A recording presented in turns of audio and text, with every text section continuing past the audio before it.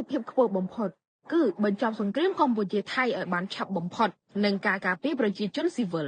លោកវាងវិនប៊ិនឯកអគ្គរដ្ឋទូតចិនប្រចាំកម្ពុជាបានឲ្យដឹងនៅថ្ងៃទី15ខែធ្នូម្សិលមិញថាអត្តភាពខ្ពស់បំផុតគឺបញ្ចប់សង្គ្រាមនិងការការពារប្រជាជនស៊ីវិលលោកបាននិយាយដោយសេចក្តីសង្ឃឹមថាភាគីទាំងពីរកម្ពុជាថៃនឹងអត់ធ្មត់ជាអតិបរមា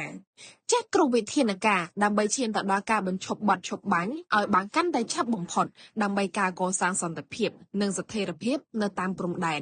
និងដើម្បីផលប្រយោជន៍ប្រជាជន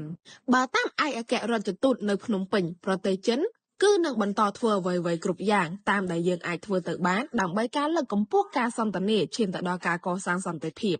ហើយចិននឹងបន្តដើរតួនាទីស្ថាបនាតាមនីតិវិធីរបស់ខ្លួនក្នុងការនាំយកមកនៅបទឈប់បាញ់រវាងកម្ពុជានិងថៃដើម្បីកសាងសន្តិភាព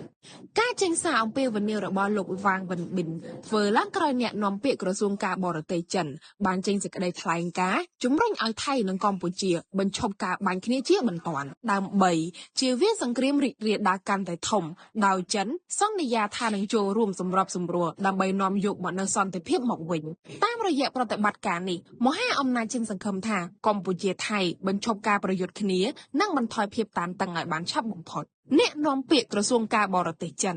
លោកគូជាគុណបាននិយាយថាចិននឹងបន្តដោយមើលលើឆន្ទៈរបស់ភាគីទាំងពីរក្នុងការធ្វើឲ្យអស់ពីសមត្ថភាព